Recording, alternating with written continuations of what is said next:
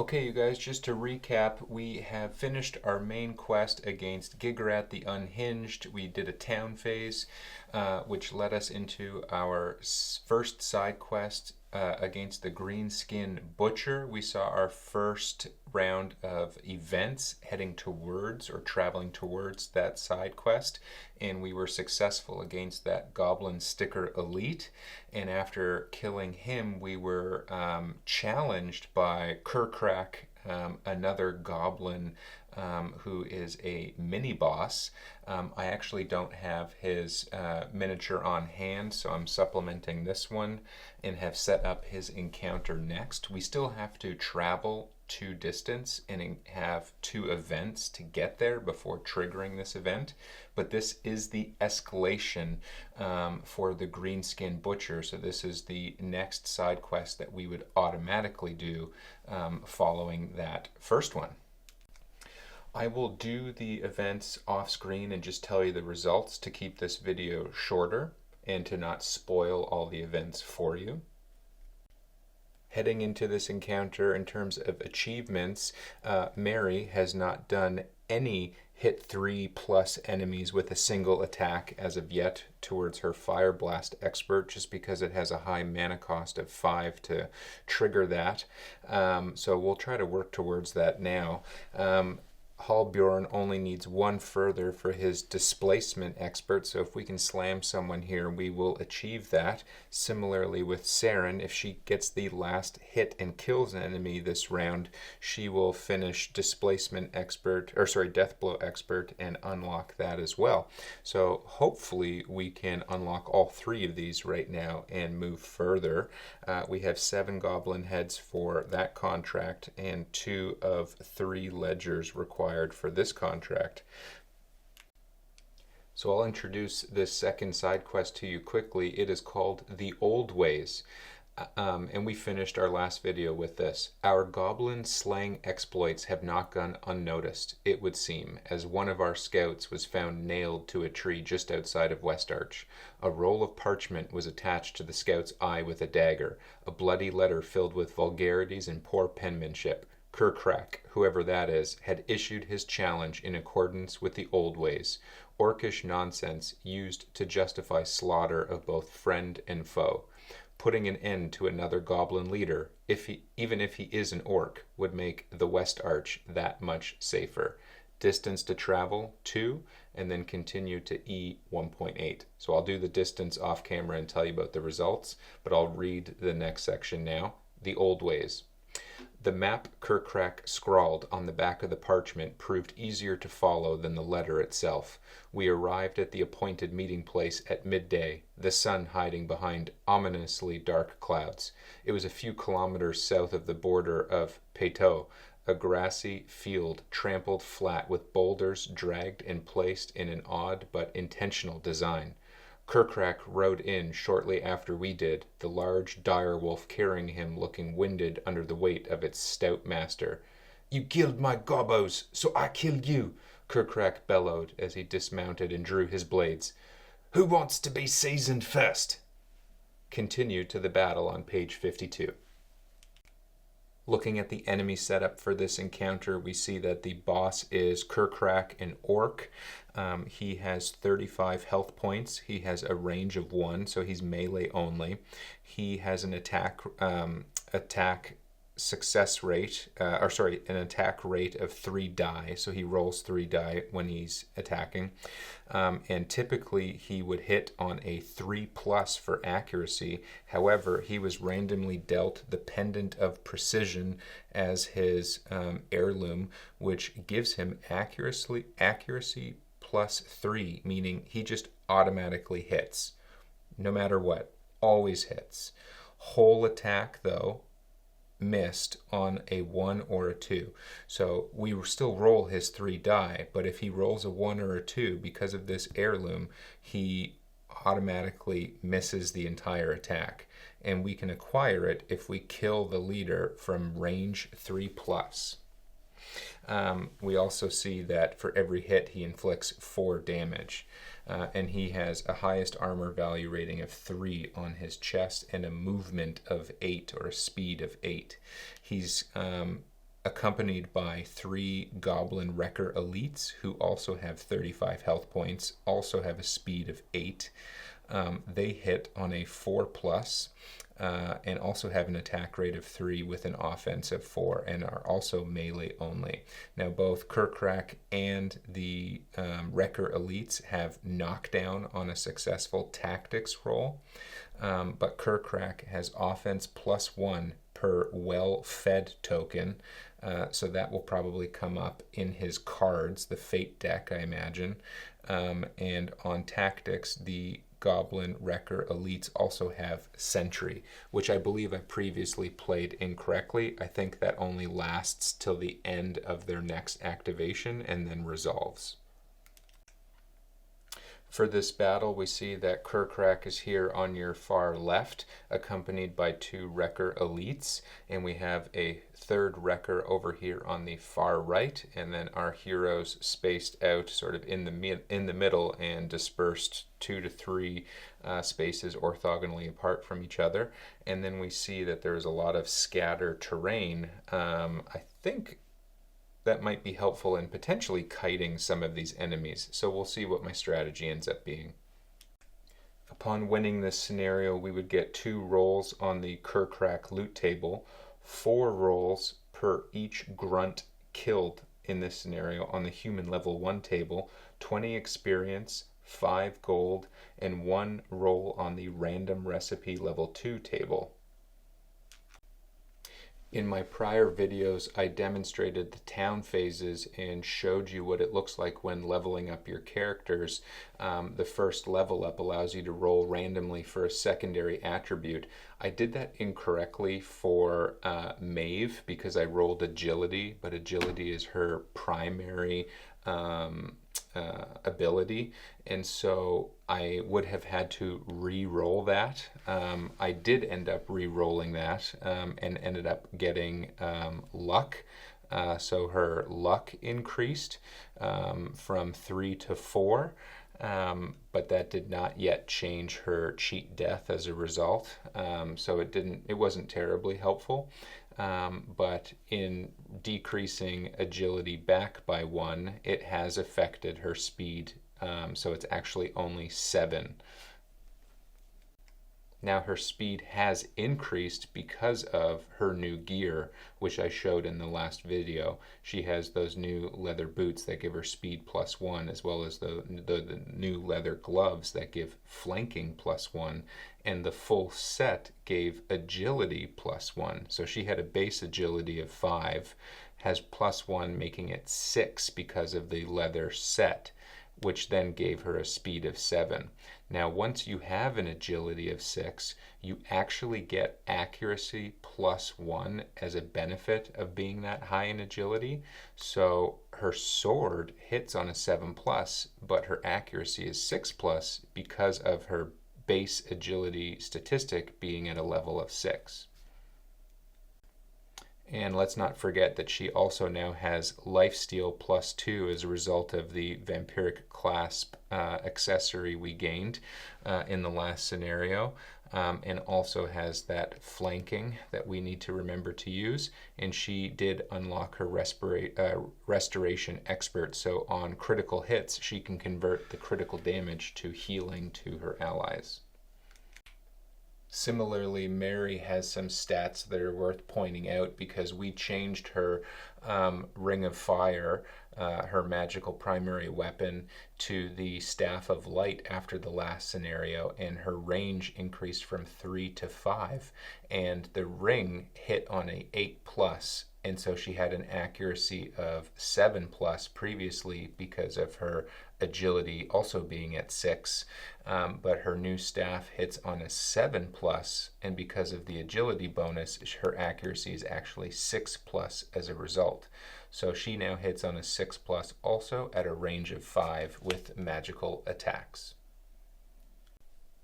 I have traveled to distance in order to reach the quest, and the first event in the first amount of distance traveled to get here, we encountered the peddler, which was side quest number 2. I won't get into the narrative there, but essentially we need to pay this individual 2 gold to get further in that event. I only have 1 gold, so couldn't complete that, so it ended the event. Then I rolled number 6, which is Lucky Find. And it is essentially our mercenary group stumbling upon a rare earth metal cache, and using a mercenary of my choice, I got to roll 1d10 plus their luck proficiency to try to dig up rare earth metals. And with Mary being my highest luck statistic with a +3 proficiency, I chose her and actually rolled a 10, so I didn't even need to use her proficiency, and as a result we earned 1 magic dust from that before entering the encounter. No negative statuses or mood cards were encountered, so that's good. So let's go ahead and draw our first activation card from the Fate deck and see the order of turns. And we have Kur'Krak. This is one of the boss cards, and it starts with him activating first. It says, "Don't you look delicious? Attack the closest unit for true damage 5 and lifesteal +5, which won't apply because he's full health right now. Then gain 1 well-fed token." I'll put that here. Here you can see it also gives us the opportunity to interrupt his well-fed token. It says remove 1 well-fed token if the leader is damaged 3 times during our activation. And then the grunts will go after us and attack the lowest health enemies and heal themselves for 5. So we have high health enemies that, per this activation card anyways, looks like they like to heal themselves, so may be tough to kill them. Maybe we got lucky. I haven't looked at these cards, so maybe we got lucky and there's not many healing cards, but we'll find out. Anyways, Kur'Krak activates first. He's going to move up to 8 speed, so 4 spaces to the closest enemy, which is Halbjorn. He's going to inflict a well-fed token and 5 true damage to Halbjorn. He is wearing his shield, but he can't block any of this because it is true damage. But he does have thorns too, which would inflict 2 damage. Now the boss card reads give 5 true damage and lifesteal +5. To me, I interpret that as if he had a deficit, he would heal himself, and then my thorns apply after that. So I do think he loses 2 HP here. Let me know what you think in the comments, but that's how I interpret that. Halbjorn will activate first for the mercenaries, and he has a speed of 6, so he's going to move 6 spaces there between the 2 grunts. He's going to make a free action to switch from his shield to his offhand blacksmith's hammer. He's going to attack with the option to have overpower +3 with his runed hammer for 1 less attack die. So that leaves him with 2 attack die. Actually, for this first one, I'm going to drop the overpower and just do 3 attack die. I hit on a 7+. And we have a 9, a 4, and a 3, so we have 1 successful hit. I'm going to re-roll the 3, and we have a 5. The 5 and 4 do not add up to another hit, but we at least have 1 with overpower is 3 damage, plus knockback, which will push him here, causing slam damage of 2 for a total of 5 damage. Let's draw our first blood deck card, and we see that we have struck him in the head, where they have an armor rating of 2, so he takes 3 damage to the head. Dropping the red wrecker to 32 HP from 35, Halbjorn goes up on his displacement expert to 6, earning him that achievement, which we instantly get to slot in. And we see that this says, on critical roll, you may knock back your target 1 field left or right. This knockback is used before any other knockback. And I'll slot that into his dashboard there now. He will then gain 2 Fury for successfully striking an enemy during that turn. Next, we will activate Maeve. Upon activation, she gains 2 mana. We will then trigger her free action of range X, heal an ally for 2, giving Halbjorn 2 health back, putting him at 32 from 30. She will then make a move action, has a speed of 7, and is going to move 5 spaces to be between Kur'Krak and the blue grunt. She is then going to make a basic attack against Kur'Krak. She has an attack rate of 3, hits on a 6+, crits on a 9+, and inflicts 3 damage per hit towards Kur'Krak. Here we go. And we have a 8, a 2, and a 5. That is only 1 successful hit. Drawing a blood card, we see that that targets the body where he has 3 armor. So unfortunately, she does no damage. And that does not count towards removing his well-fed token as a result. Next, Maeve will spend 3 mana to attack again, this time with Twirling Attack, in order to hit both Kur'Krak and the adjacent grunt. So let's go ahead and make that attack. We have a 9, a 1, and a 1. So that is only 1 hit, but it is a critical, so we'll draw a blood deck card, and it is targeting the legs on both enemies, and inflicts 2 critical damage. This is not an AoE, so my primary focus is removing well-fed tokens, so we'll say we were targeting Kur'Krak first there. So that is a critical hit with 5 damage total. Minus 2 armor on his legs is 3 damage, dropping him to 30 HP. And we have removed 1 of 3 attempts to mitigate his well-fed token.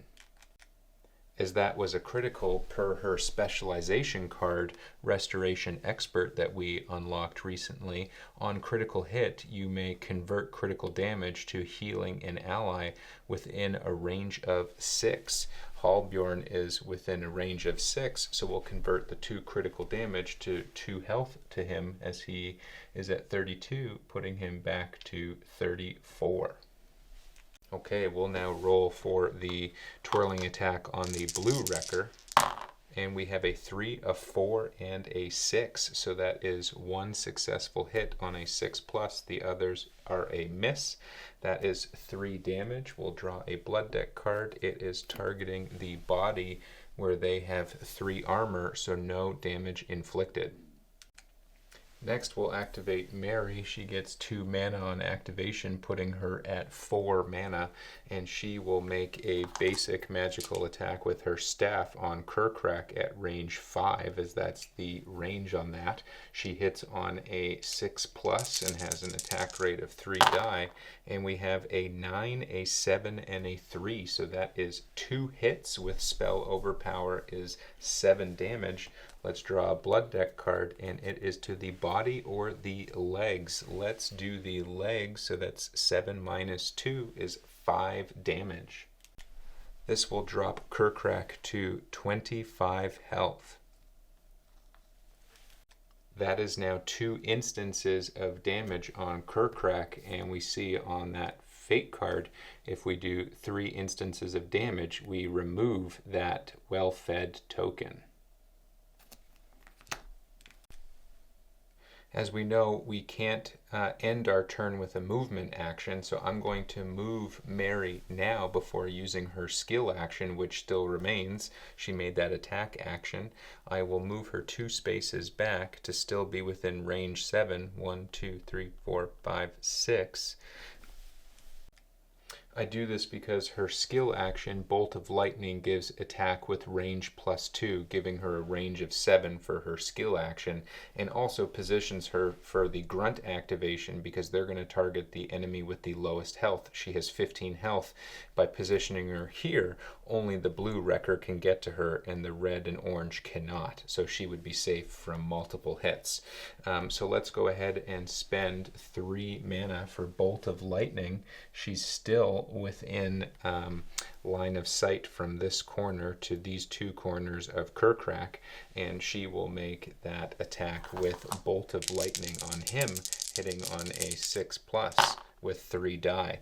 And she has only 11 total, no 6s, so she gets 1 successful hit with Spell Overpower for 4 damage, draws a card and gets the body. That's 4 minus 3 is 1 damage, but damage is enough to drop him to 24 health now and get rid of his well-fed token.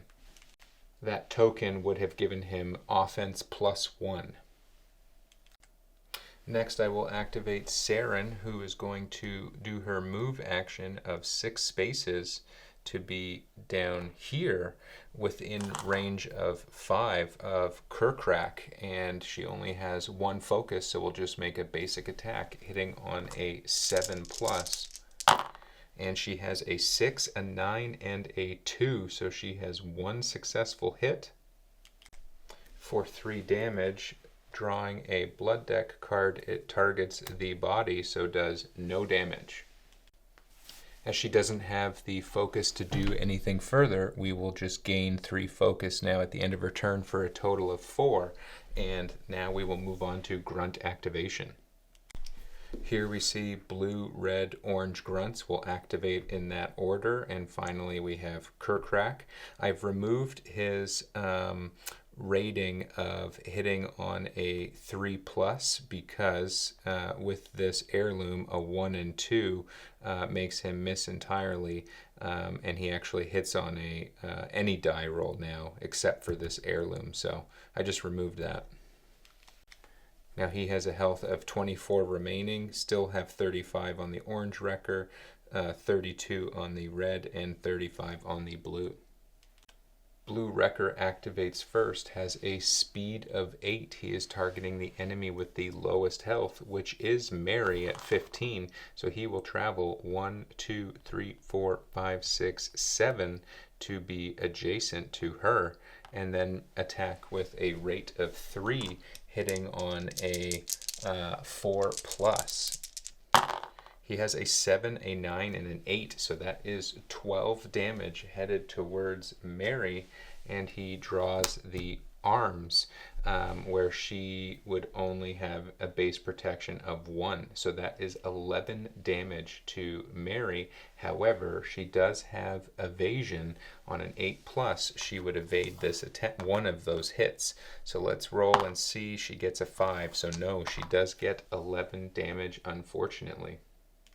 However, per her portrait card or character card, when she's struck in melee range, she inflicts slow on that unit, and she also has Thorns 1. So the blue wrecker will drop to 34 and obtain slow. I'll put this token down for slow on him.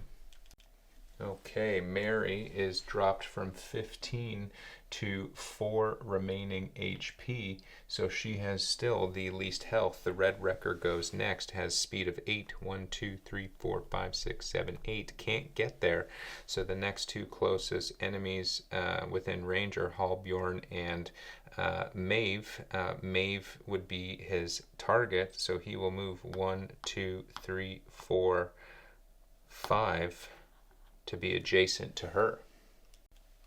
Now at the end of their attack, they heal for 5. However, that's presuming they have health lost, and then the thorns would inflict. So the blue wrecker is still at 34 health, as that would happen after he healed from this turn order.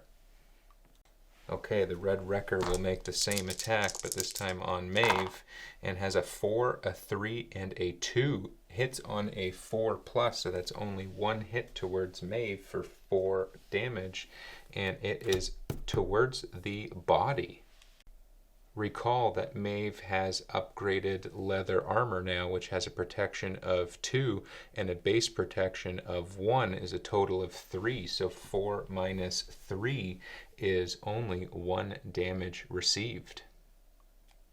And she also has Thorns 1, so the Red Wrecker will also heal to 35 from 32 to 35 because of his activation, but then lose 1 to 34 due to Thorns. And Maeve will only lose 1 HP from 20 to 19 as a result of her protection of 2 and protection of 1 and armor of 2. Finally, the Orange Wrecker will activate, and he is within range with a speed of 8 to also just get next to Maeve, and he will do the same thing attacking her. And he has a 10, a 6, and a 7, so that is 3 hits heading towards Maeve from the Orange Wrecker, and we see that he is targeting the arms where she has a armor rating of 1, so that's 1 and a protection of 1 is 2 damage. That she will mitigate of 12 damage heading her way, so she will get 10 damage. The Orange Wrecker is at max health, so he won't gain any, but he will lose 1 now from Thorns to 34. Maeve will now drop from 19 health to a total of 9. So we'll just remove that. That concludes that round, so we'll clear the board and put the Enrage tracker up by 1 and then draw the next Fate deck card. And we have a Goblin Wrecker card, which I will zoom in on. So we drew a very unfortunate card. It is probably a less difficult card where it's a Wrecker card and not the boss card, but unfortunately the boss activates first and he triggers Commanding Shout. All allies attack the enemies closest to the leader with speed +2 and accuracy +1. So now the Wreckers will be hitting on a 3+, and the enemy closest to the leader is Maeve, and she only has 9 health, and 2 Wreckers are already positioned to be able to do damage. Not looking good for Maeve. Okay, per the turn order, Blue Wrecker will activate first, and they have a base speed of 8 +2 from the Commanding Shout is 10. He's only 7 spaces from Maeve. He has Slow, which would decrease him to 8, so he's still within range to mobilize all the way next to Maeve. And she is now completely surrounded. He'll lose his Slow token at the end of this turn, so I'm just going to ditch it now.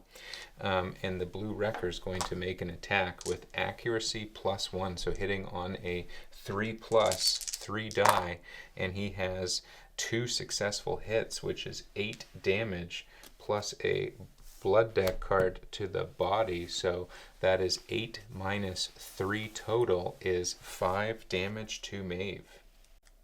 This will drop her from 9 to 4 remaining HP, but she has Thorns and will inflict 1 damage to the Blue Wrecker, dropping him to 33. I think it's a foregone conclusion that Maeve is going to be incapacitated here, but the Red Wrecker will go next, so let's do the same thing, hitting on a 3+.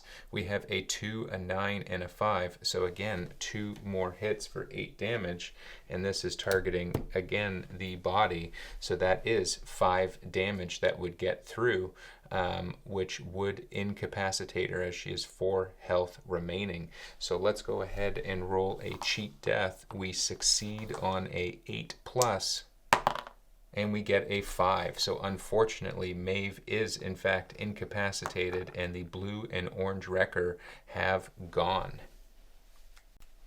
She will draw a injury card, and we get a heavy injury, attack rate -1. Ooh, that hurts, you guys, that hurts. Okay, and finally the next closest hero or mercenary would be Halbjorn, so the Orange Wrecker is just going to turn around and take a swipe at him, hitting on a 3+. We have a 4, a 3, and a 2, so that's, again, 2 hits, 8 damage, and that is heading to Halbjorn's arms. He has the bracers now, which have 2 armor. However, he only has 1 protection, as I swapped to his offhand hammer, so he's only mitigating 3 here. So Halbjorn will take 5 of that 8 damage, dropping him to 29 remaining HP. And unfortunately, with the shield not equipped, he does not get to use his Thorns 2. Okay, it is now our turn in this second round, and currently we don't have a Goblin Wrecker less than 33 HP. So very hard to put out a lot of damage in this scenario against these enemies, plus my rolls have not been great. Killing 1 Wrecker leads to 4 rolls on the humanoid level 1 table, so depending on how this round goes, with 1 incapacitated mercenary that I can't even get adjacent to right now to revive, I think I'm probably just going to try to focus fire the leader, Kur'Krak, to try to get him as close to dying as possible, if not just killing him outright and ending the scenario with an injury card on 1 incapacitated mercenary. Okay, next I'm going to trigger or activate Mary as my first mercenary. She gains 2 mana on activation up to a power rating of 3.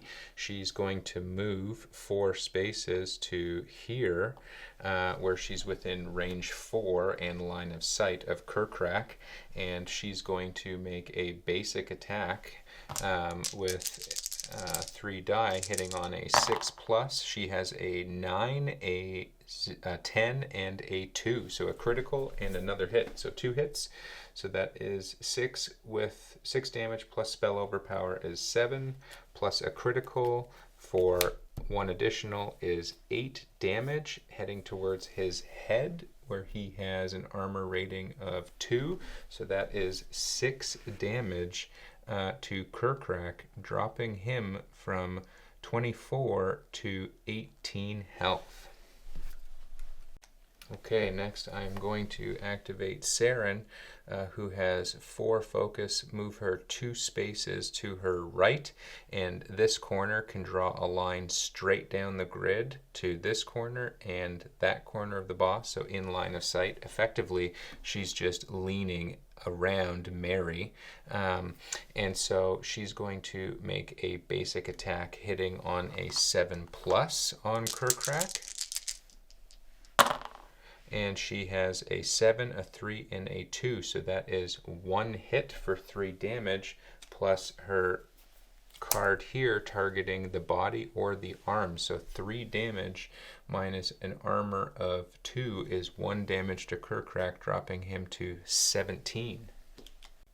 I'm going to forego a skill action here in order to just bank some focus so that I can try to do a suppressing fire and AoE the entire lot of grunts here. So we'll increase her focus now from 4 to 7, ending her turn. Finally, we'll activate Halbjorn and move him 1, 2, 3, 4, 5, 6. He has a speed of 6 to be adjacent to Kur'Krak. Okay, next we're going to make a basic attack with Halbjorn against Kur'Krak. He's got a Fury power rating of 2 right now. We are going to not trigger Overpower and just prioritize making sure we get hits on him. So hitting on a 7+ with 3 die. We have a 9, an 8, and a 3, so that is 2 hits. Let's re-roll the 3, and we have a 5. So that is 2 hits for 4 offense with an overpower is 5. Neither of those are crits. We see that we are hitting the legs or arms, which both have an armor value of 2, so that's 3 damage that will get through, plus knockback as our hammer is out, knocking Kur'Krak here and getting 2 slam damage for a total of 5 damage received. And we, meaning Halbjorn, gain offense up. So he drops from 17 to 12 remaining HP, and Halbjorn gains offense up. And so I will put that token on him. I believe it's that one. So that was a move and attack action. I'm going to do a free action now to weapon switch to my shield. allowing me to be a little bit more defensive here. And I'm going to end his turn with gaining 2 fury for that successful attack to a total of 4.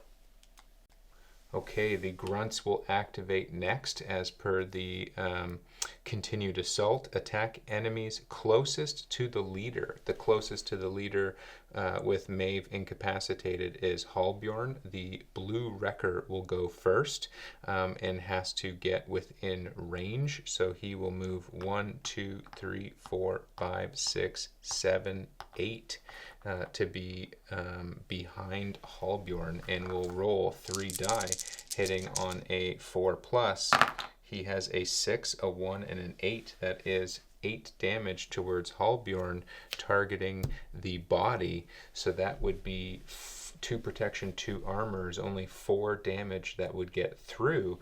However, Halbjorn has his shield equipped now, so he gets to roll 2 die, and on an 8+, blocks 2 damage, and he has a 7 and a 4. So 4 damage, in fact, does get through, dropping him from 29 to 25. However, he now has thorns, so the blue wrecker will take 2 thorn damage, dropping him to 31.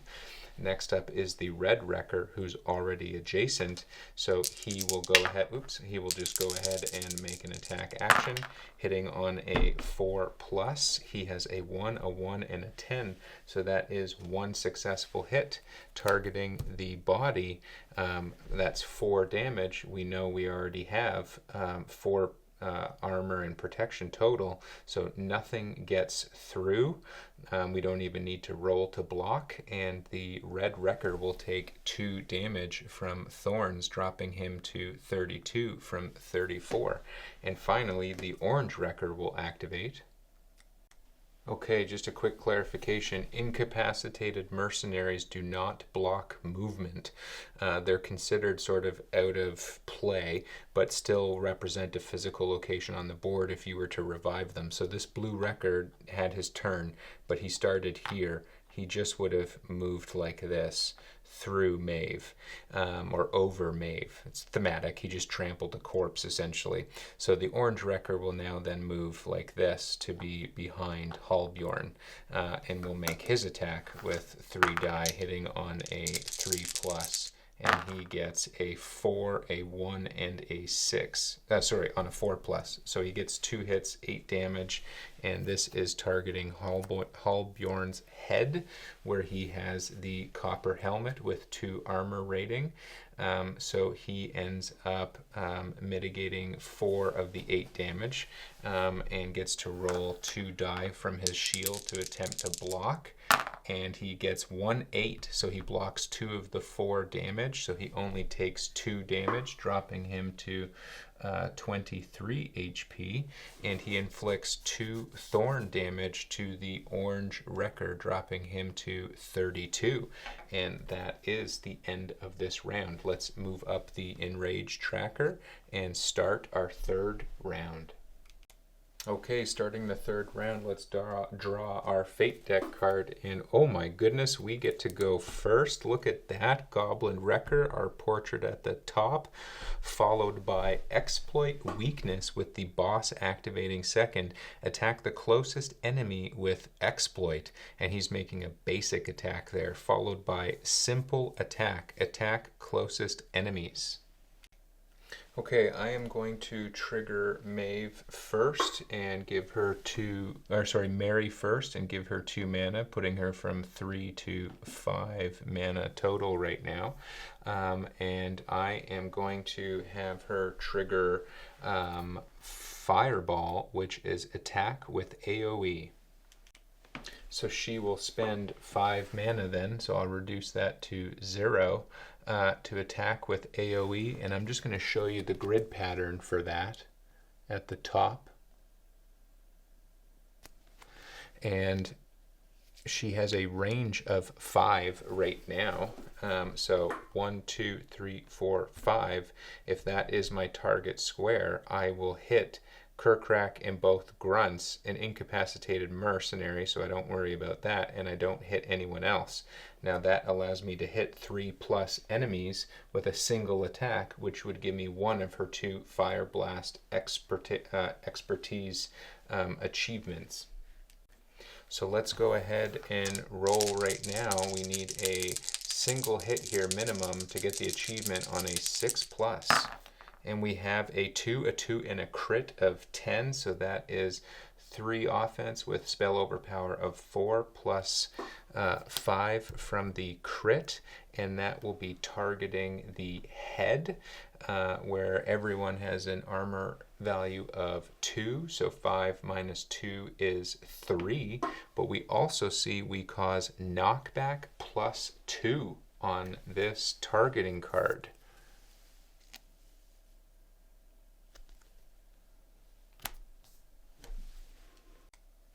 Ouch. So this actually kind of hurts. I'm going to go ahead and do the 3 damage to Kur'Krak and the blue wrecker and the red wrecker. So they all take 3 damage.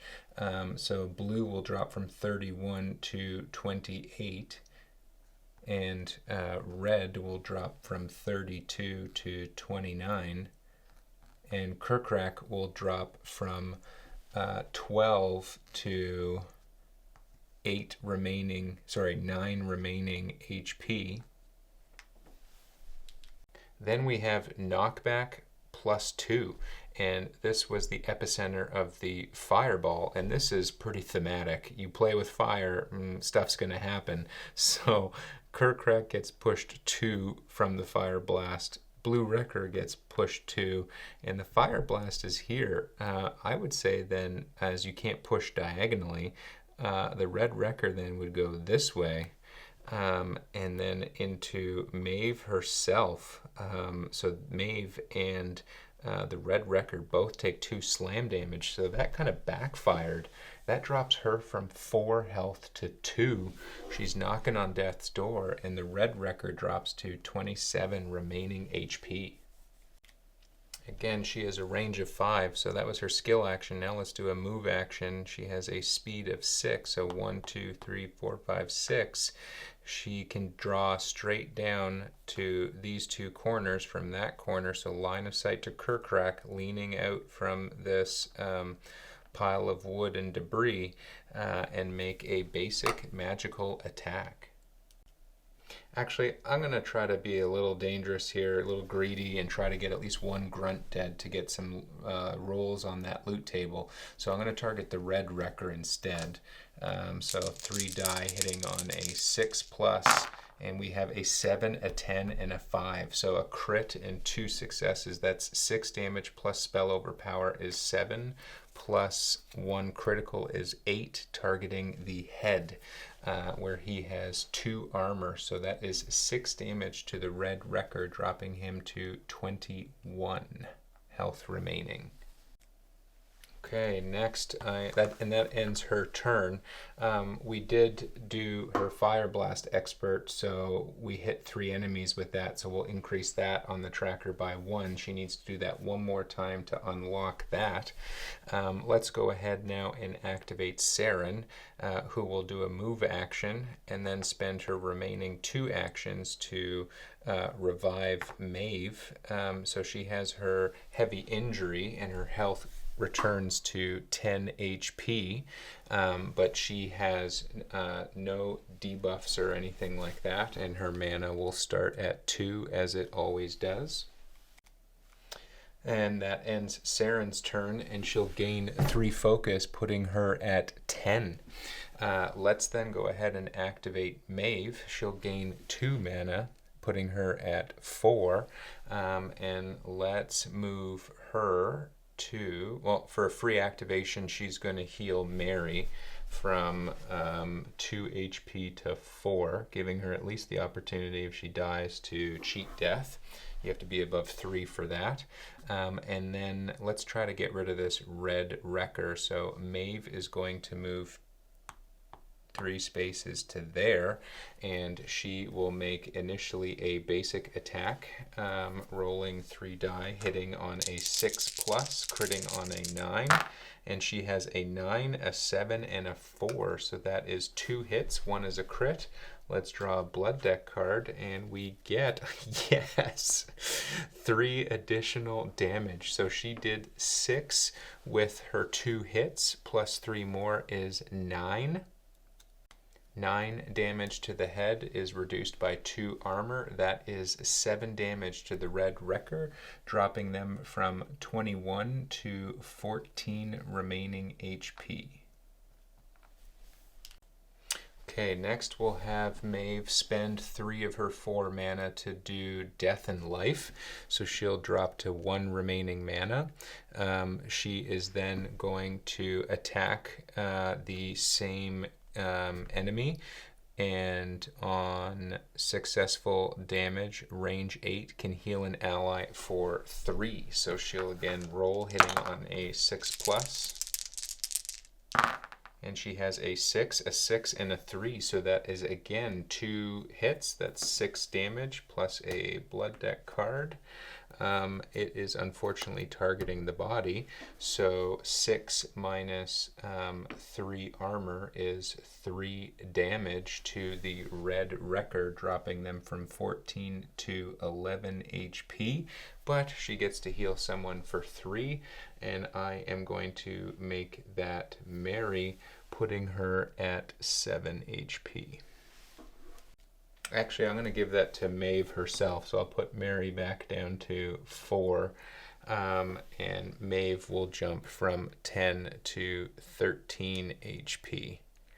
And she also successfully hit that enemy twice in this round and has lifesteal +2, so that would give her 4 more additional HP, increasing her to a total of 17. I forgot to account for her -1 attack rate from her heavy injury, so we'll just go ahead and assume the 1 die that missed was the one I didn't roll, just to keep it simple and carry on forward without having to refilm that. She also did critical damage on one of them that added 1 additional damage, and because of her specialization, she can heal 1 individual for that. So I'm going to give that to Hallbjorn because he's about to be a big target, so he jumps from 23 to 24. And that was her attack action, skill action, and move action, so that concludes Maeve's turn. Everyone has gone except for Hallbjorn. Okay, I'm going to have Hallbjorn move 1 space to here, and he is going to trigger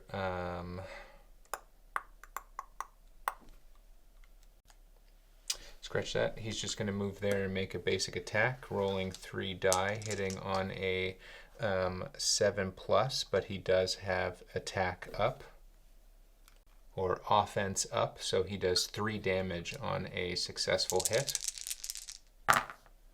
And he has a 9, a 5, and a 4 hits on a 7+, so let's re-roll that 4 with his combat re-roll, and we get a 3. So he just gets the 1 hit, which would be 3 damage, plus overpower is 1 damage, so that's 4, headed towards the body. 4 minus 3 is 1 damage to the Red Wrecker, so he will drop to 10 remaining health from 11, but we see we get power +1, so we'll increase that to 5 right now. And with a power of 5, I'm going to go ahead and actually do Battle Shout, and allies gain alacrity, and inflicted enemies get defense down within AoE. So I'll show you his combat card and the grid spacing for that on the bottom. It's pretty huge area of effect, and all of my allies would gain alacrity, and I'm just going to grab this token quickly to show that, which would increase my attack rate on my next round. and defense down to all of the enemies as they are all within range. So this next round could be very powerful for us. We'll see what happens. And that would drop him from 5 fury to 0, but it's the end of his turn, so he gains 2 because he did hit that red wrecker. Okay, so now we see exploit weakness, and it is Kur'Krak activating, so he's going to attack the closest enemy with exploit, meaning he ignores their armor for whatever body slot he targets, and the closest enemy is 4 spaces or 4 spaces, so I'm going to move him 4 spaces and target Halbjorn because he has the most health, and Kur'Krak doesn't have any well-fed tokens, so he is just attacking with a attack rate of 3 die and hit on a 3+, but again, remember, this is the first melee attack he's made this round, and if he rolls a 1 or a 2 because of his heirloom, he'll miss entirely. We got really lucky with that draw, actually. So let's see. And he gets a 2. So he actually, because of the heirloom, which reads accuracy +3, whole attack misses on a 1 or a 2. And he has that. So he actually completely whiffs and does not hit Halbjorn. So that is huge, and that is the end of his turn. And then attack closest enemies is the grunt turn. So the blue closest target is Halbjorn. He's going to move 3 spaces and make a basic attack hitting on a 4+, and he has 10, 3, and 3, so that's 1 hit. He is going to draw a card and target our legs, where we have no armor, so we just have our base protection of 2. So 1 hit is 4 damage. I get to roll 2 die for my shield, and we get a 9. So his hit of 4 minus our 2 protection is 2, minus our block of 2 damage means he puts out 0 damage. And where we have thorns and our shield out, both Kur'Krak and that blue goblin would receive 2 thorn damage. So Kur'Krak drops from 9 to 7, and the blue wrecker drops from 28 to 26. And that is the end of the blue wrecker's turn. The red wrecker goes next. I'm going to have him attack Halbjorn as well, as the closest enemies are Maeve and him, so I get to choose. They're both adjacent. And I will get to roll 3 die. Hitting on a 4+, he has a 9, a 3, and a 1, so he has 1 hit. That is 4 damage, and he is targeting our body, where we have our chest plate worth 2 armor plus our base protection of 2, so he does 0 damage, and we inflict 2 thorn damage to the red wrecker, dropping him from 10 to 8. And finally, the orange wrecker will activate and glow to the closest enemy within range, which for him is actually going to end up being Maeve here, 3 spaces, and he will roll 3 combat die to attack her, hitting on a 4+, and he has a 6 and a 4 and a 1, so that's 2 hits, and he is targeting the legs with inflict slow. So Maeve has -2 speed on her next activation, and so 2 hits is 8 damage. She has boots in her leg slot with an armor of 1, and a base protection of 1 is 2. So 8 minus 2 is 6. She does not have evasion.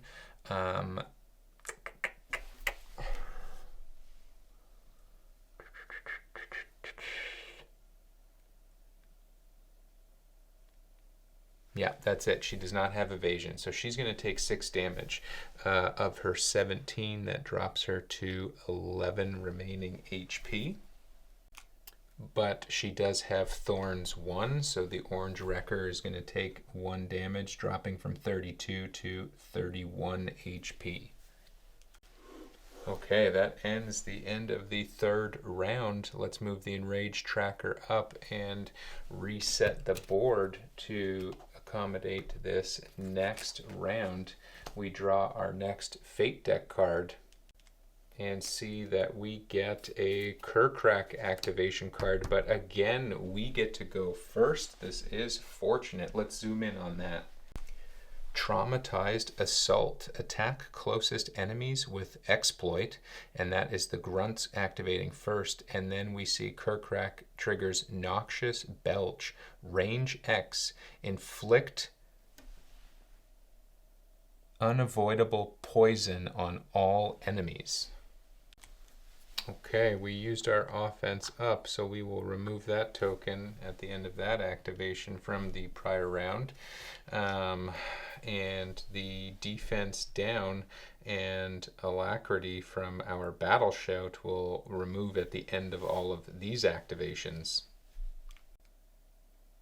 Actually, I believe the defense down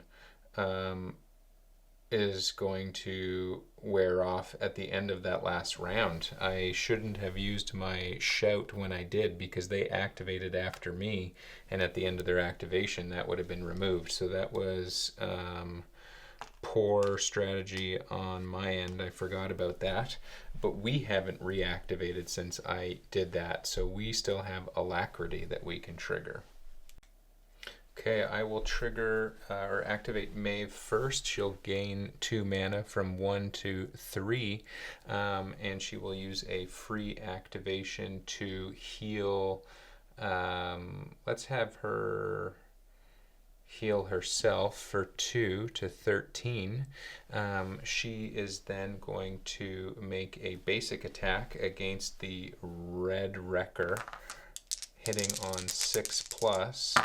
She has a 10, a 6, and a 9. So she crits on the 9 and the 10 and has 3 hits. So that is 12 damage. It has 8 remaining HP. So no matter what, that Wrecker is going to die. But we'll draw the blood deck card we're supposed to. And we see that we get a 3 additional damage. My goodness. So he's definitely off the board.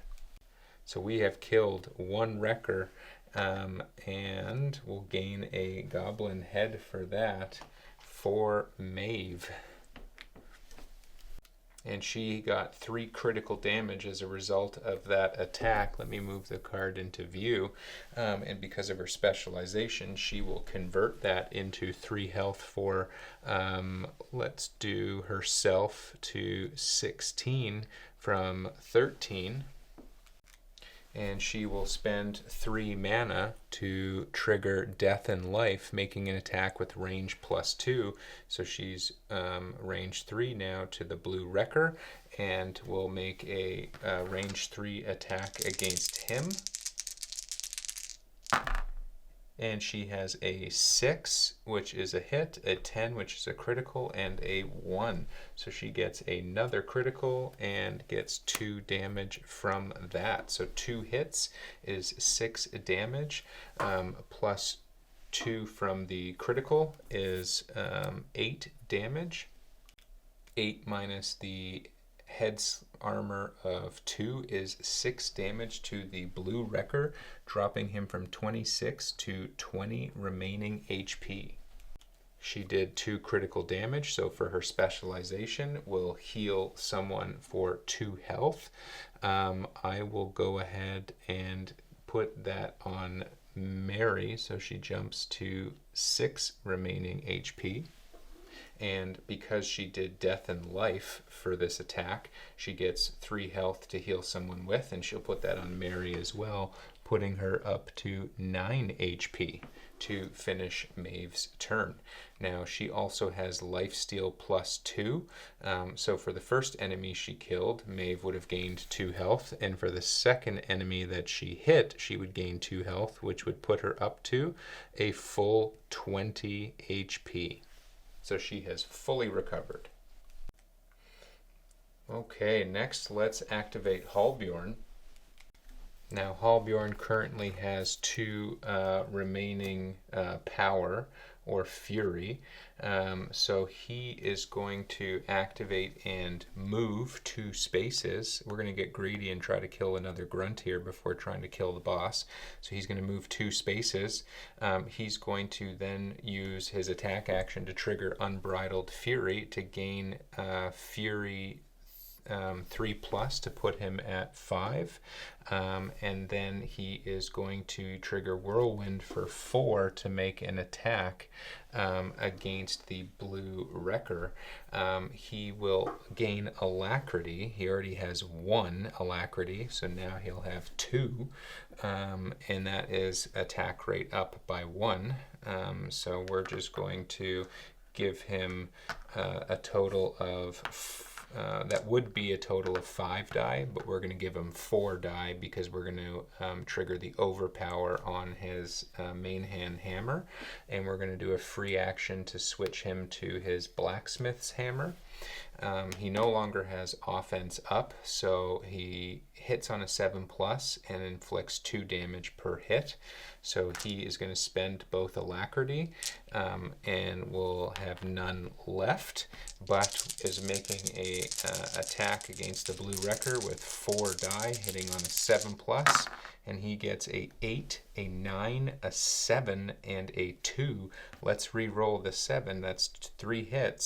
And we get an 8. So 4 hits is 8 damage, plus Overpower is 9, plus Knockback 4 here, and Slam is 11 damage. So here we have 8 plus 1 from Overpower is 9. Knockback, Slam makes it 11.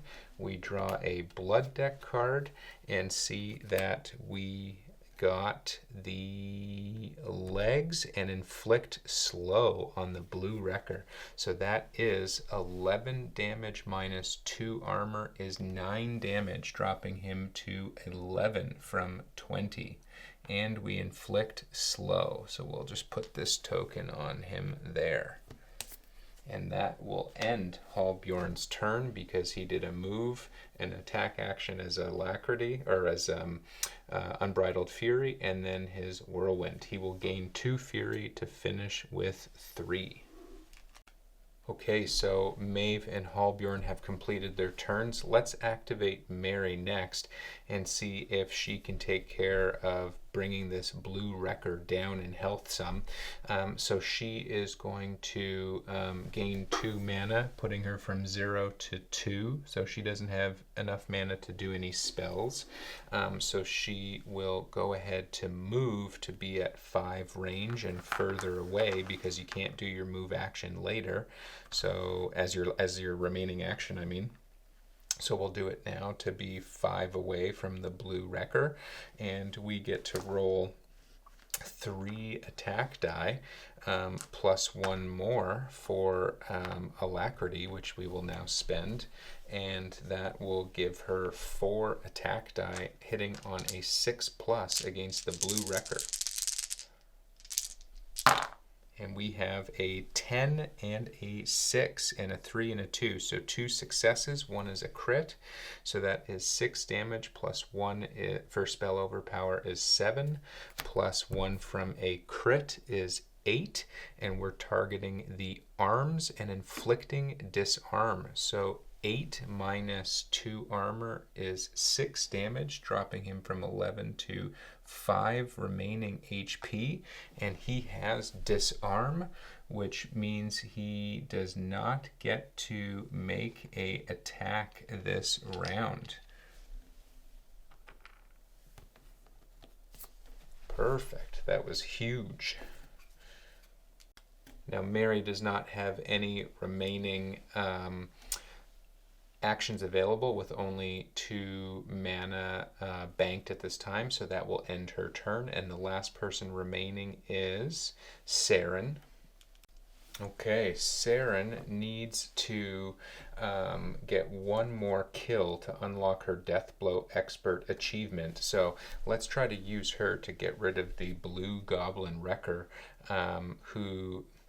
Actually, you know what? we'll save that. He can't do any harm this round.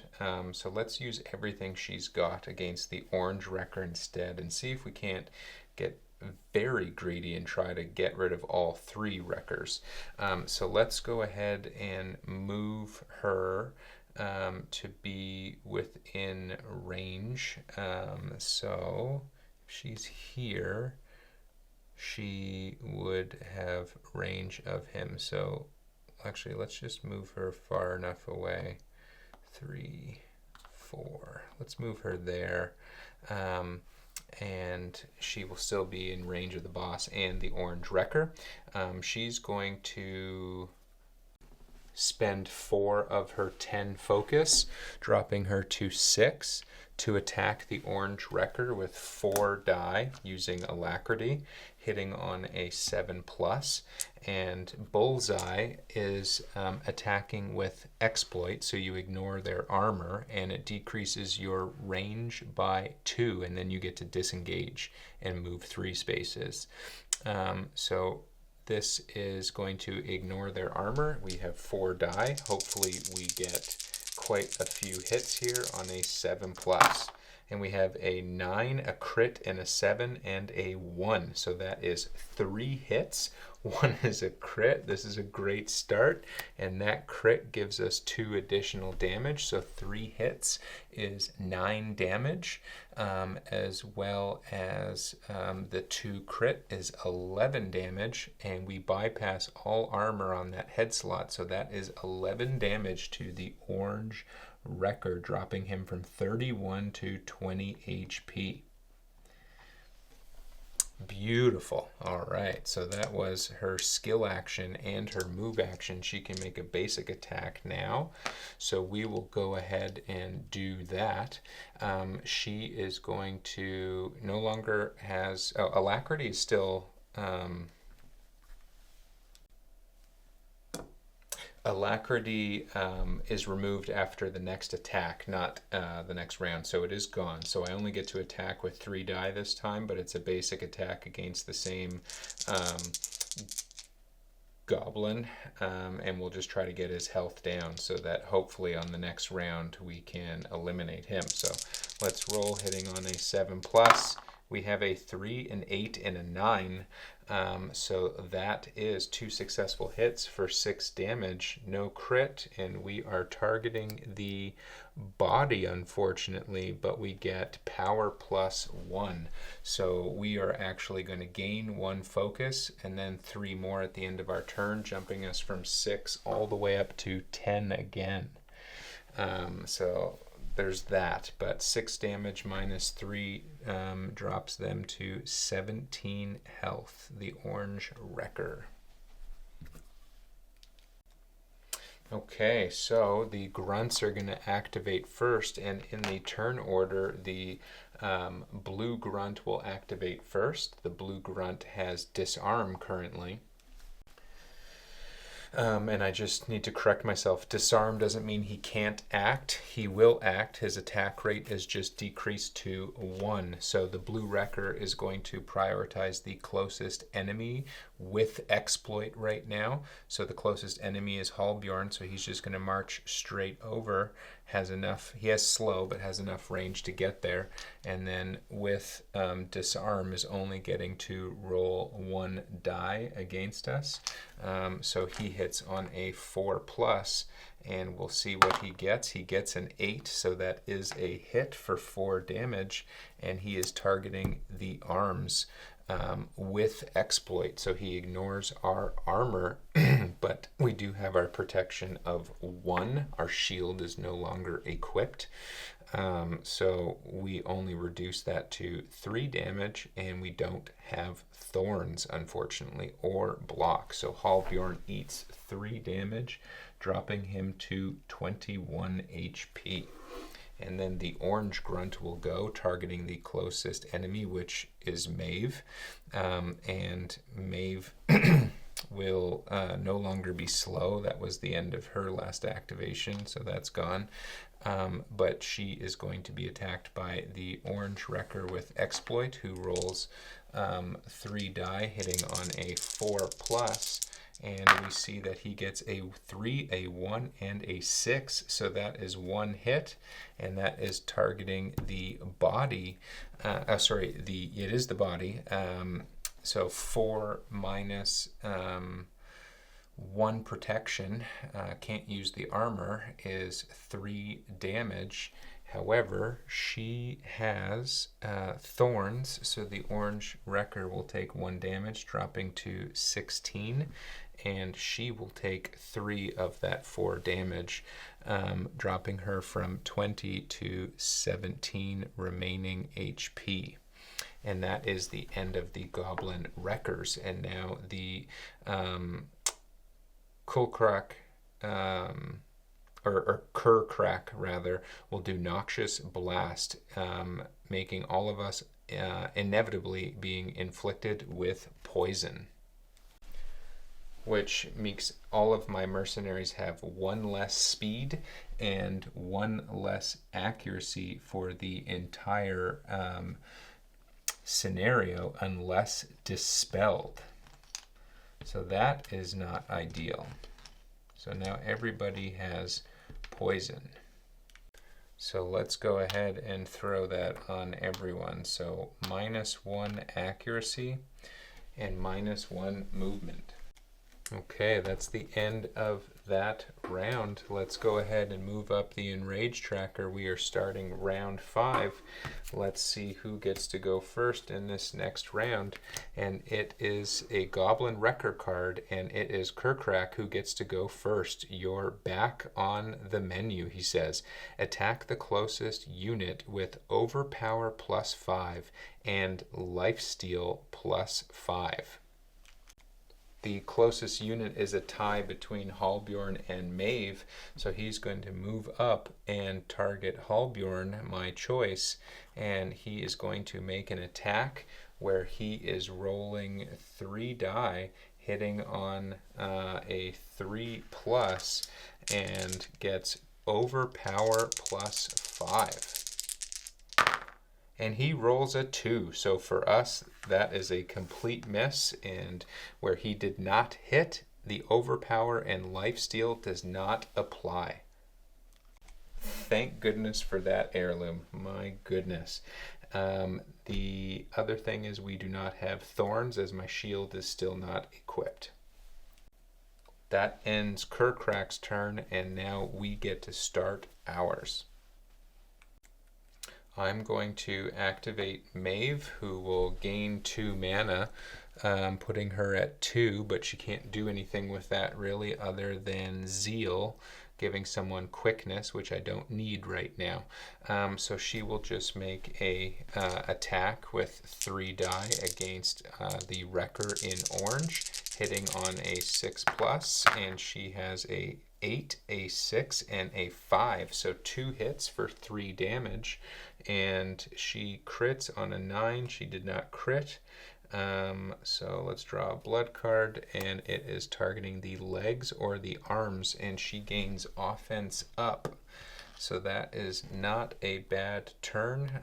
Actually, I'm going to redo it because we forgot that I have poison, so -1 to accuracy. So that would have been a 6 and an 8, so she would have only hit on the 8, so that only would have been 1 damage, so or 1 hit for 3 damage. So she inflicts 3 damage minus 2 armor is 1 damage to the orange wrecker, dropping him from 16 to 15. She gains offense up and doesn't have any other available actions at this time, and otherwise she as a free action gets to heal someone for 2 health, so she will go ahead and heal, I think she'll heal Halbjorn up to 23, and she also has Lifesteal 2, so she will heal herself 2. Perfect, and that ends her turn. The orange wrecker is at 15 HP. So let's go ahead and activate Mary next. She gains 2 mana, putting her at 4. She has a speed of 6, -1 from poison, and that is going to allow her to move 5 spaces. So let's go 1, 2, 3, 4, 5.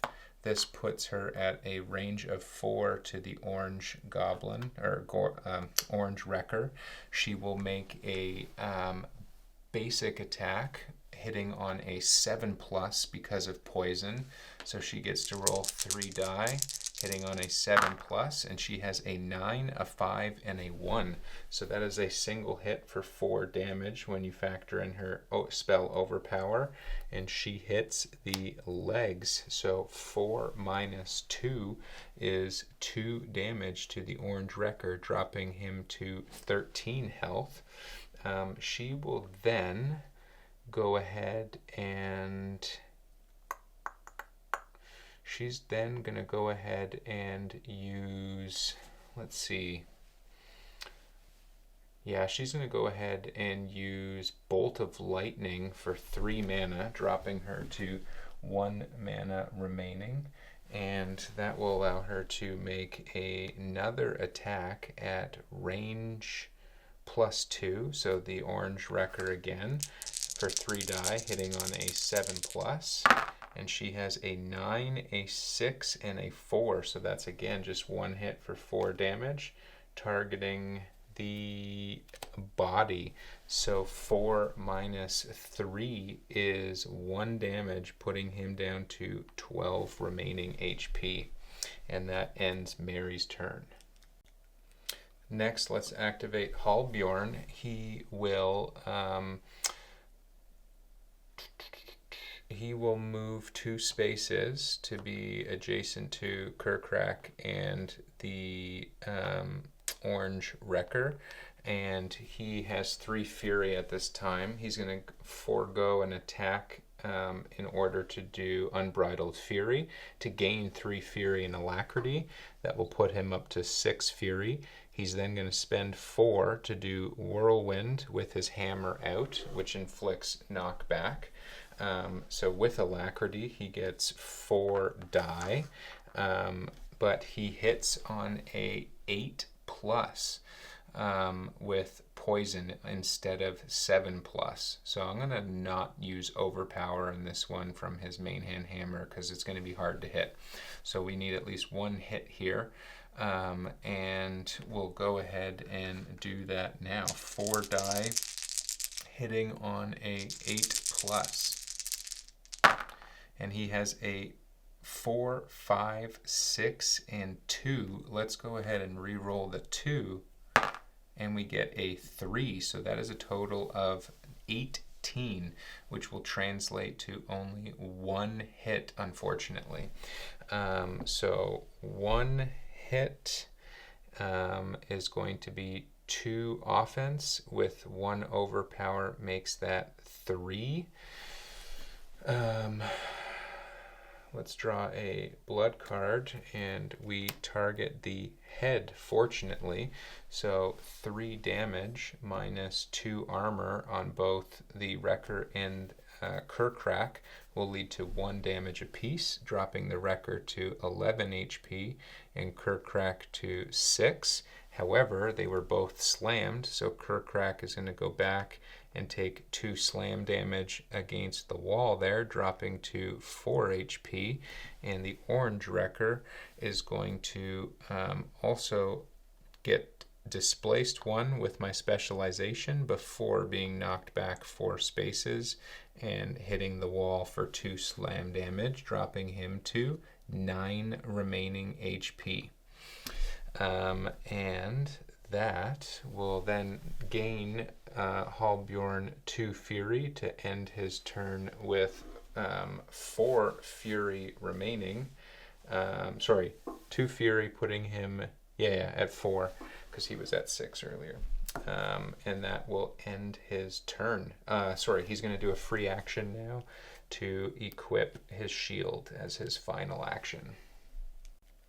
And finally, we have Saren, who will activate last.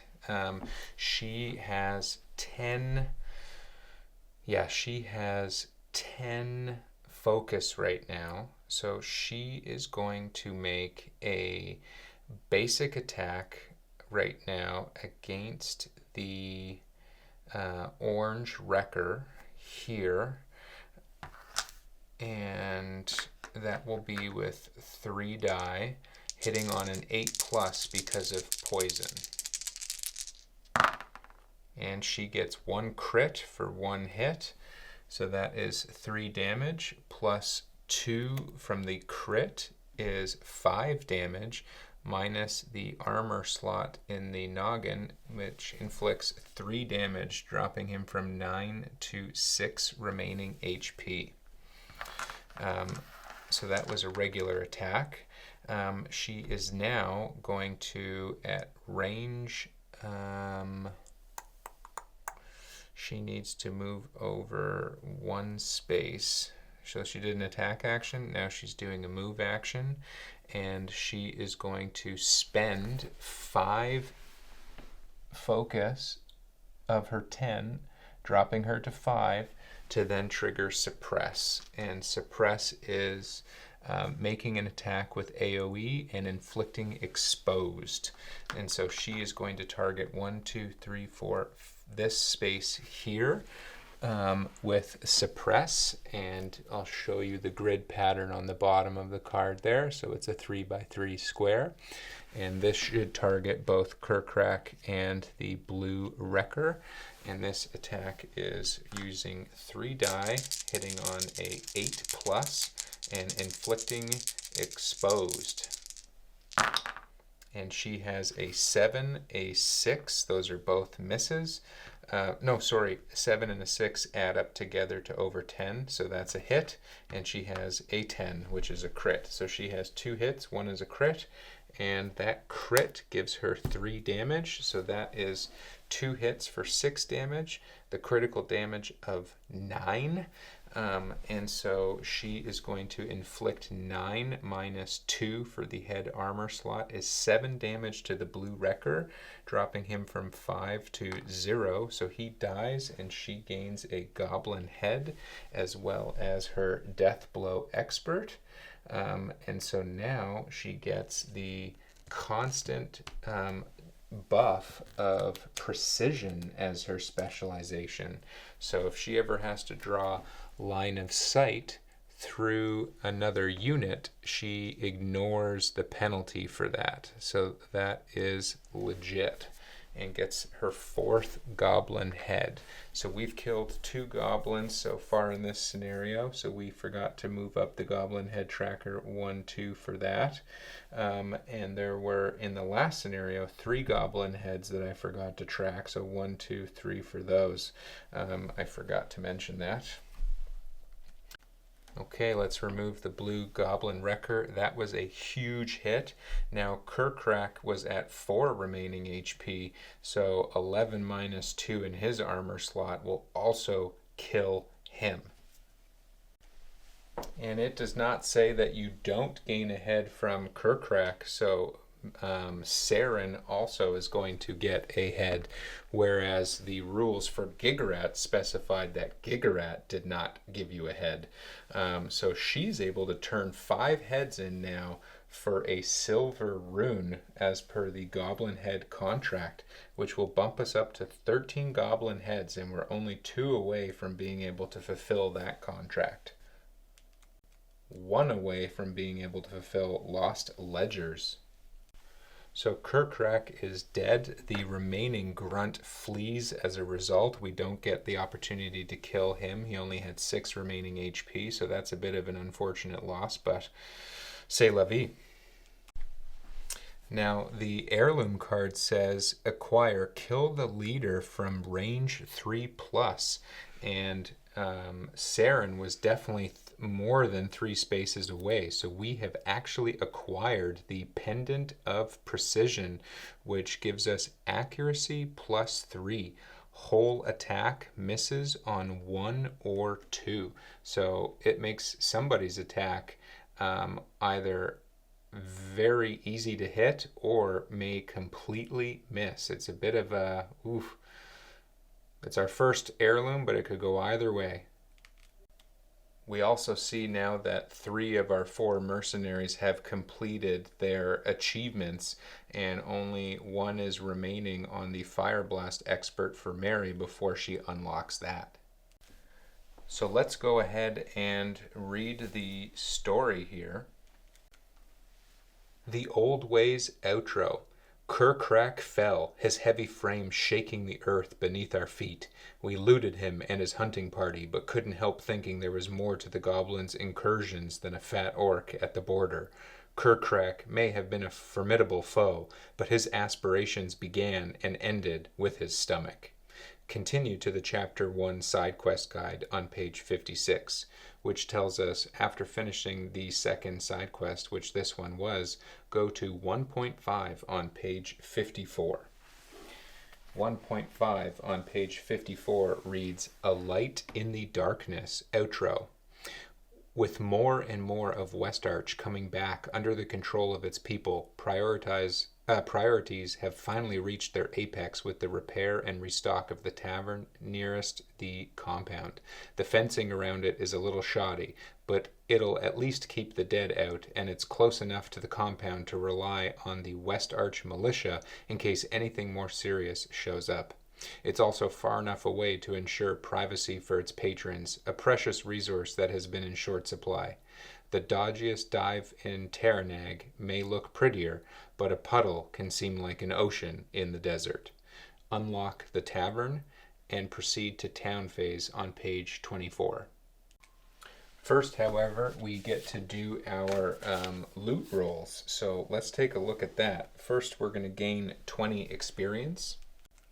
This puts us now up to a total of 60, allowing us to level up, as the next level was at 60 experience. So now we get to do a secondary attribute of our choice, so we can do that. We also earn 5 gold as a result of successfully completing this scenario. So I'll add that to our inventory. I'm realizing I took 1 goblin head too many, so I'm just putting the tracker back down, as there were only 3 grunts in this scenario, not 4. We killed 2 grunts, which means we get 4 rolls per grunt killed on the humanoid level 1 table. So taking a look at the table now, I'm going to roll 4 die, and we get a 10, a 1, a 1, and a 7. So humanoid level 1, we get a magic dust for the 10. That is awesome. And we get 2 1s, which are copper. So we get copper times 2 for the 1s on the humanoid table, which I think is actually good because we can craft some copper gear from Halbjorn from that and take a magic dust. So we have 2 of those now. And the 7 nets us leather. 7 gives us wood. All right, so we get another wood, which we still have a lot of, so that one's not that great.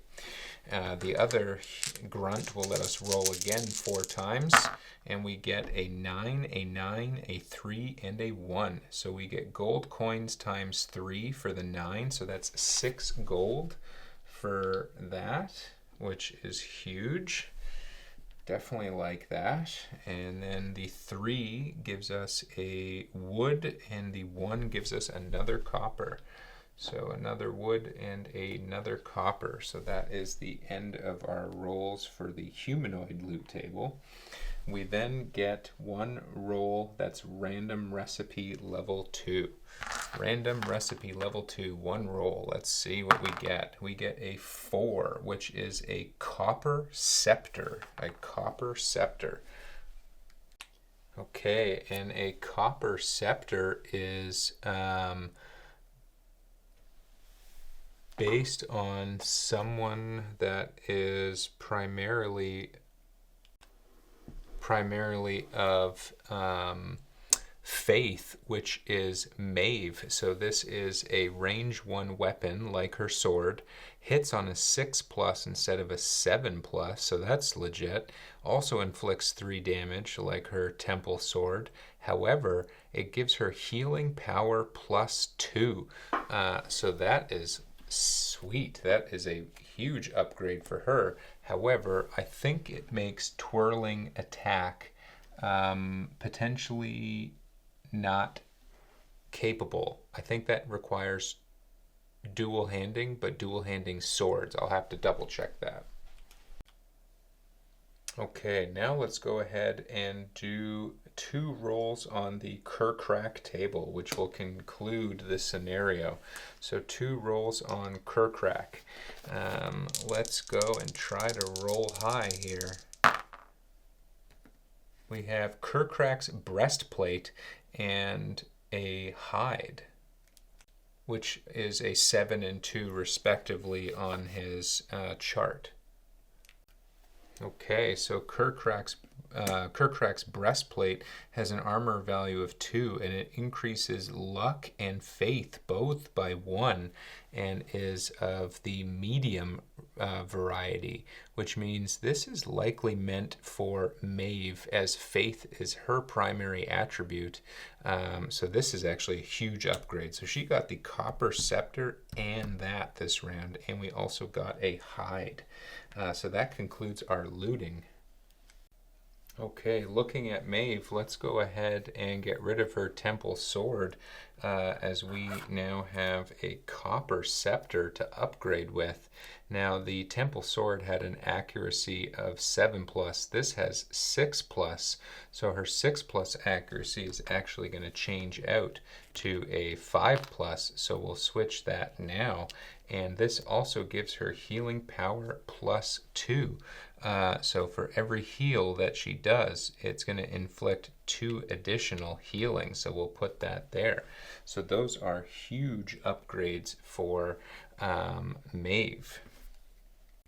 Additionally, we also have Kur'Krak's breastplate, which we could slot in for her as medium armor. However, she would then lose the +1 agility for the armor set.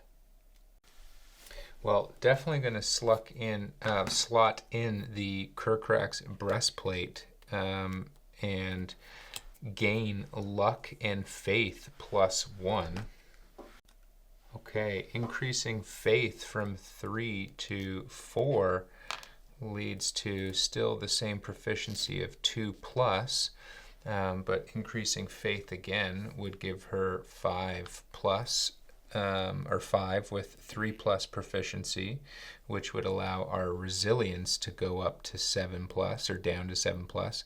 Luck also increases as a result of this chest plate, so that will increase from a 4+, or a 4 to a 5, and this will allow our cheat death to level up here as well to 7+. So that is a huge upgrade. Now, removing the leather armor is going to make us lose agility +1 from the set bonus. So our agility is going to drop from 6 to 5. And unfortunately, that means that our accuracy is not going to be boosted by 6 agility. So our accuracy is going to go back to 6+. Like so. So let's take the leather armor, set it aside, and see what we should do with our resources at the blacksmith. Now, before we get to the blacksmith, the pendant of precision, this was the heirloom we just acquired. Slotting that in as an accessory for Halbjorn gives us +3 to accuracy. So that accuracy of hitting on a 7+ is going to improve to hitting on a 4+. However, if he ever rolls a 1 or a 2, his attack completely misses. But he does have a combat reroll, so that should be, we should be able to mitigate that. As all of our mercenaries are now up to 60 experience, let's go ahead and pick a secondary attribute by leveling up Halbjorn to level 3. And I think what we'll do is increase his agility. And by increasing his agility to 6 from 5, we gain an addition to our accuracy bonus at a level of 6. So his +4 suddenly becomes +3 he hits on, and a 1 or a 2 he completely misses with that heirloom. Now I'm going to show you my blacksmith phase, but before I do, if you recall, I had bought the copper spear previously, and I don't know if it has a typo or not, because the option is range -1. It has a range of 1, so at 0 range. That doesn't make sense to me. So I suspect you can use this weapon at range 2. And I had bought it for Halbjorn, but where I'm still not 100% clear on it, I had paid for this 9 gold. I think what I'm going to do is, I built this for a copper and 2 wood. So I think what I'm going to do is give this back for 2 wood and a copper. I would have preferred the gold, but I'm gonna hand it back in because I don't think I'm gonna end up using that. Okay, having done that, let's return to the blacksmith phase and take a look at that. Alright, so in the blacksmith phase, we have leather armor that we removed from Maeve by putting Kur'Krak's plate on her, so this we own. What I'm looking at is finishing Halbjorn's copper armor set. So I had 3 copper, 4 after returning that spear, so I'm going to spend 3 copper to construct or craft his breastplate. The cost is at the top, which will give him 3 armor in that slot instead of 2. So we'll slot that in and hand in those resources. And then we are going to also take a look at spending 6 gold to buy the copper boots, which complete the set and also give him knockback resist +2. So we'll slot that in. So that now gives him extra resistance, armor in every slot, and gives him +1 to his might, putting that up to 6. That will in turn increase his max health from 35 to 40. So his might is now 6. He has a max health of 40, and because, as you can see at the top of the skill chart here, with a might of 6, he gets an additional overpower +1, putting his overpower at 2. The 2 recipes that I have are for temple robes and ornate talisman. I don't have the silk required for temple robes, so I'm going to return that to my inventory. I do, however, have copper and magic dust to construct the ornate talisman, which I will equip to Halbjorn, and this says mass alacrity at start of the next battle. And alacrity allows you to roll 1 additional die, and it stacks up to 3 times. So I'm actually, sorry, not Halbjorn. I'm going to put this on somebody else, but this is a good talisman. I'm going to put that on Mary, our mage. Okay, and finally I am going to spend 2 wood to construct the short bow for Saren, as this has a range of 3 as compared to the range of 4 on what she has currently, but it increases her accuracy to 4 and her power or damage offense to 4. So it is a little bit more powerful. So we'll go ahead and construct that for her. Setting aside that bow and armor for Saren, we are then left with 6 gold total and choices as to what to do with it. I think I'm going to upgrade Halbjorn's weapon from the hammer to the copper sword for 6 gold, as that will increase his damage, and eventually try to get him the torch, which will allow him to put burn on all melee attacks and vision +1. Actually, I'm going to wait to do that.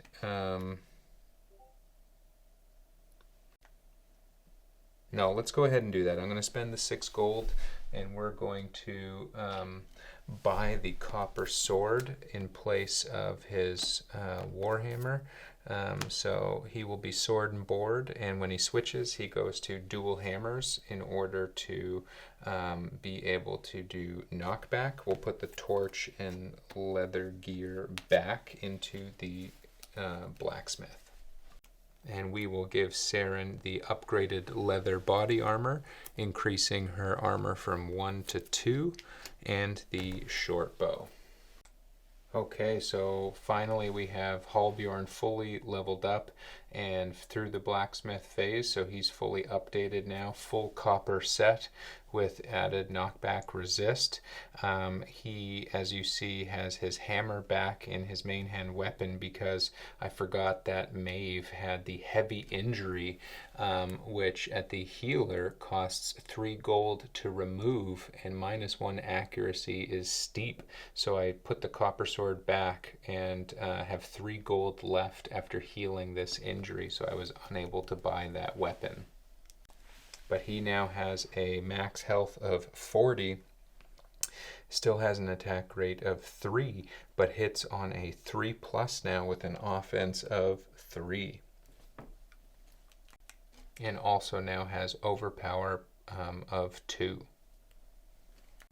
Okay, wrapping up with Maeve, we see that she has Kur'Krak's breastplate slotted in with the additional to luck and faith, which we've already shown, and we have upgraded her to the copper scepter, which hits on a 6+ and inflicts 3 offense. She has the crit chance of +9 from her offhand weapon. Let's go ahead and do her level up with the 60 experience and get agility, not her primary attribute, up to 6. In doing so, we will maintain her speed of 7, but we will get to increase her accuracy because of agility being at 6 leads to accuracy +1. So now she hits on a 5+. The other option I had was to increase her wit to 6, and a wit of 6 would have led to spell overpower of 1. So any of death and life and twirling attacks would have had spell overpower as well. But I think hitting on accuracy 5+ is better. Okay, next looking at Mary, we see we gave her the ornate talisman, which is an accessory that's permanent at the start of the next battle. Every time we go into the next battle, she masses alacrity, which can stack 3 times and increases her attack rate by 1 for her first 3 attacks of that scenario. So that's huge. And for her level up for a secondary ability, I'm going to increase her might from 1 to 2, which will give her a max health of 20 now. As she's so squishy, I felt like that was probably prudent. So there we have that. And that keeps her alive just a little bit longer. Okay, and for Saren, we have the short bow equipped now with a range of 3. She has a range +1 here, so she shoots now and hits on a range of 4. Her accuracy, as a result of her agility of 6, gives her a accuracy of +6 with this bow, because the other bow she had before hit on an 8+, so now she hits on a 6+. and her offense has increased by changing the bow to 4 with every hit instead of 3. Now for her level up, I decided to increase from a 2 to a 3 in her faith, which improves her resilience on debuffs on a 7+ instead of a 8+. So that is her turn, or level up. Finally, she does have 5 goblin heads, so we will go ahead and turn those in for a random silver rune. Okay, going ahead and randomly picking one of these runes, I will shake this up, reach in with a closed hand and grab one, and we'll take this one right here. And for a silver rune, we have a level 2 silver rune. I'll have to check what that is. Okay, that represents a combat reroll level 2. That symbol there with the 2 dash below means level 2. So in the first scenario of using this, I would get to do 2 combat rerolls, and then after that scenario we'd make it a bronze rune and get to use it once in the second scenario, and then the rune would go away. It's not permanent like a gold rune. Okay, we have 3 gold remaining. We could go to the guild hall and buy another achievement, but I'm going to leave that for now because I really want to upgrade my equipment and keep my gold. And the other thing we could do is the tavern is now unlocked, so we could go spend 2 gold to experience a rumor and tavern event, but I'll leave that alone for now as well. And we would just continue on now per the quest chain to the second main quest. And I'll leave you with this. This takes us to 1.6, a goblin's revenge. The tavern's resurrection was not achieved without tragedy. Several workers were slain, and many more townsfolk have gone missing besides. The dead all met their gods at the end of an arrow, each with a distinct and familiar fletching. We believe Gigrat has since fled Westarch, and we won't be waiting for him to return. He has plagued us and these people long enough. It's high time we put him down. Distance 1. So we would do an event and then continue to the next phase, which is 1.7.